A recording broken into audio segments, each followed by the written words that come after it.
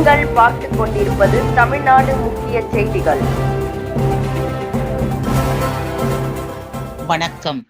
மீஞ்சூர் பேரூராட்சியில் உங்களுடன் ஸ்டாலின் திட்ட முகாமில் பொன்னேரி சட்டமன்ற உறுப்பினர் துரை சந்திரசேகர் மற்றும் திமுக மாவட்ட கழக பொறுப்பாளர் பங்கேற்பு. திருவள்ளூர் மாவட்டம் மீஞ்சூர் பேரூராட்சியில் 11 வார்டுகளுக்கு உங்களுடன் ஸ்டாலின் திட்ட முகாம் தனியார் திருமண மண்டபத்தில் நடைபெற்றது.